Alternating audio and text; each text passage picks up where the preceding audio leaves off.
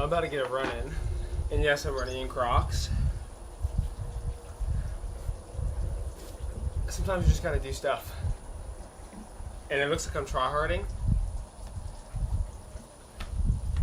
I'm not trying to try hard. I said I was gonna do this.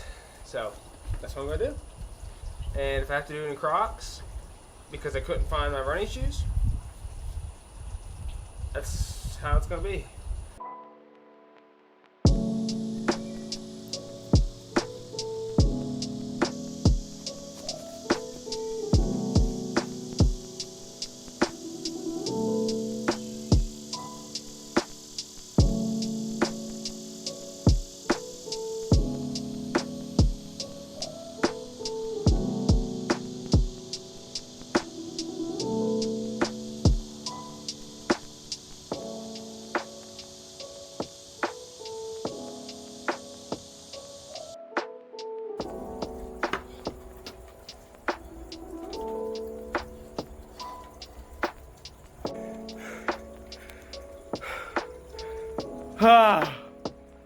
That sucked.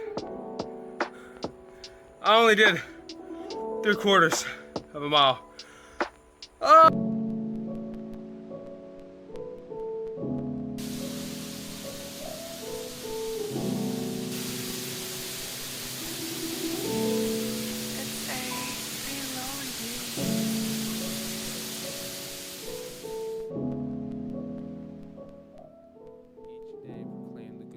That he saves.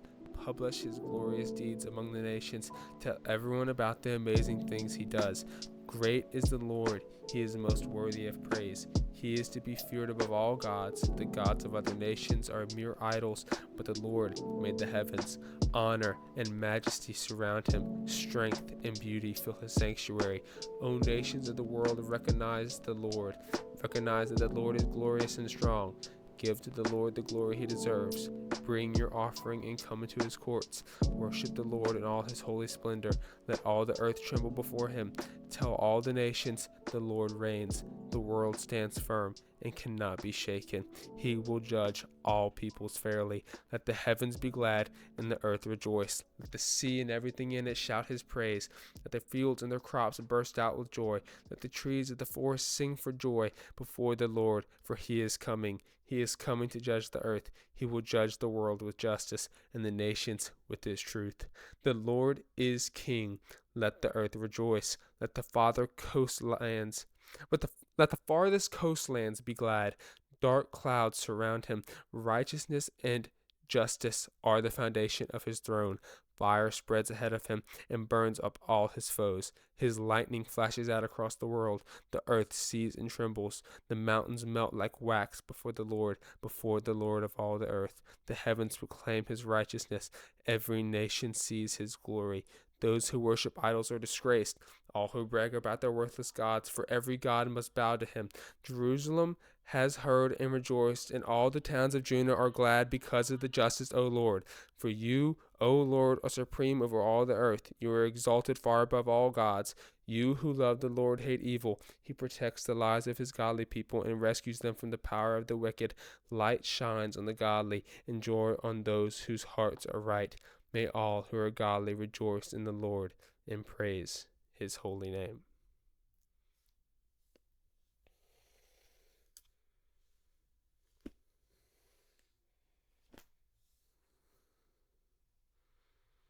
Interpret it how you will. Take from it what speaks to you. I'm spending a lot of time in Psalms right now, and I think I will be for at least another 2 weeks, probably, maybe not. That's all for tonight.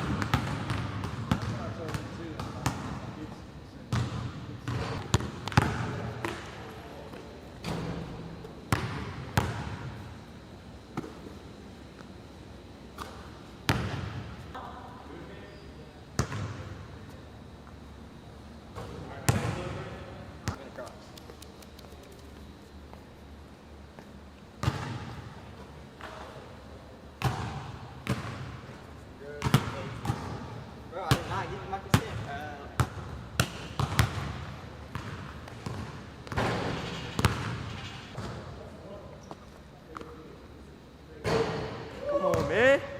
Let me get to the Come on, man. Oh.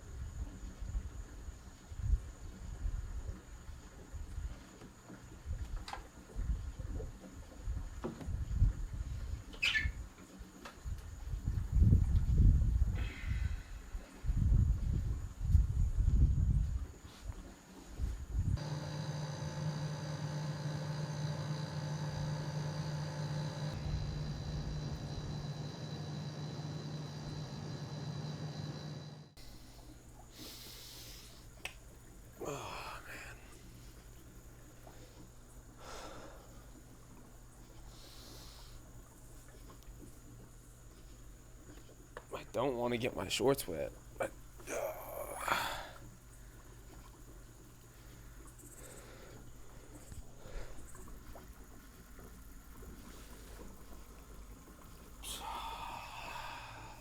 let's try and do 5 minutes. I know I can. It's actually not that bad right now. It's like in the 50s. Last time I did this, it was like 40 something, and 40s is a whole different level.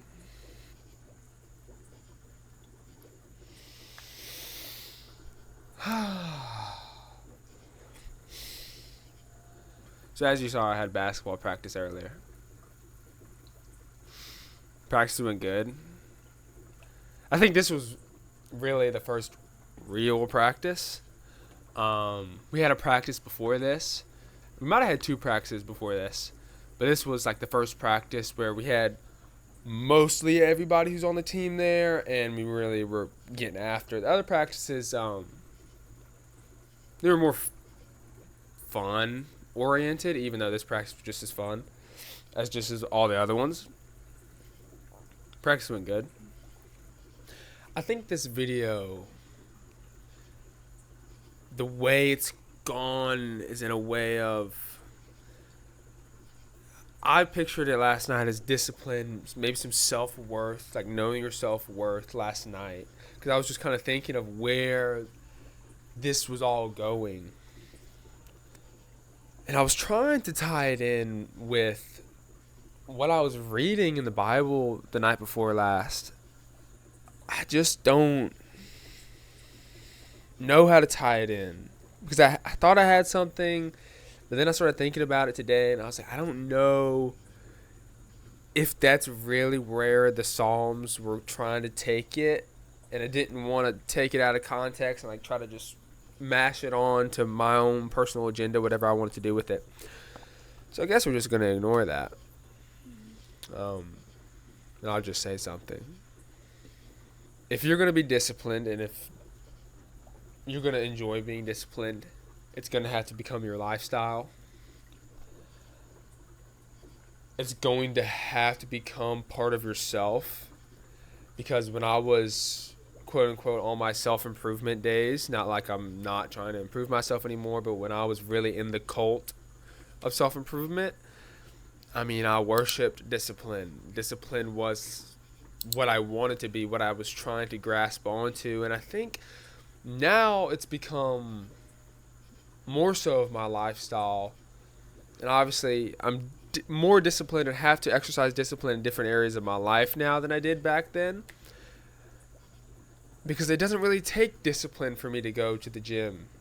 It doesn't really take discipline for me to make my videos. It doesn't really take discipline. I think there's times when it does. Oh, here's that timer. All right. Let's add another 5 minutes because low-key this is light work. It's different. But discipline, or having a disciplined personality, having a go-getter personality, having a personality that is just naturally able, naturally wants to go out there and be something and be disciplined. And now this thing's going to be loud, so hopefully it's not too loud. Like I said, discipline, you have to make that part of yourself. It has to be part of your personality. over time, you just start to become the things that you want to be. If you visualize them enough and you pursue them enough, eventually you just become that person, I feel like. And I think it's different for me now than it was when I first started. If you're just first starting, like really trying to move forward in life, have some courtesy on yourself. I really did it in an unhealthy way. I was really hard on myself, terrible mental health. I mean, really dark spot when I was really making a lot of progress. So don't be like me, and have some grace on yourself and really learn early on to enjoy the process. I didn't do that. And it's really just this year, somewhat recently, that I've begun to enjoy the process, to enjoy everything about it, the struggles and the good times. And really, once you get there, and once you really get there, because sometimes you think you're there and you're not there, once you really get there, man, life's so good because you learn to enjoy and to love every part of it. It's amazing. And just have some grace on yourself early on, because it's gonna be tough. It's gonna be not what you want it to look like, because you're gonna want to look like everybody else on social media, and you're not anything close to that right now. I've been doing it for 3 years now, and I think I have gotten closer to that, a lot closer, and maybe I resemble it. I don't know, man. I've just become really the person that I've always wanted to be. Obviously, I want to be more, but I don't know. I'm not content. I'm not settling, but I love where I'm at in life right now, and I love where I'm going, and I just love everything about it. And that doesn't mean that when I feel pain or when I feel sad or have depression-like emotions and feelings, it doesn't mean that I just like, yes, I love this feeling, it feels awesome. It's not like that. It's I embrace it for what it is and realize that, man, it's just a part of the process, and all of that I've overcome. I've never not overcome that, and every time I have overcome it, obviously I'm a completely different person than I was before it. And so on the other side of depression and pain and suffering, there's always a greener pasture. There's always a better you waiting. So you just have to learn to accept it for what it is and love it in a certain kind of way. And that's just the best way that I can put it. It's hard for me to explain it kind of on the whim, but accept everything for what it is and love everything, every experience. But really feel the emotions for what they are. Don't lie to yourself and be like, yes, I love pain. And so many people, they embrace like the stoic mindset, or is it the stoic? What's the word? I don't know. We're going to stick with stoic.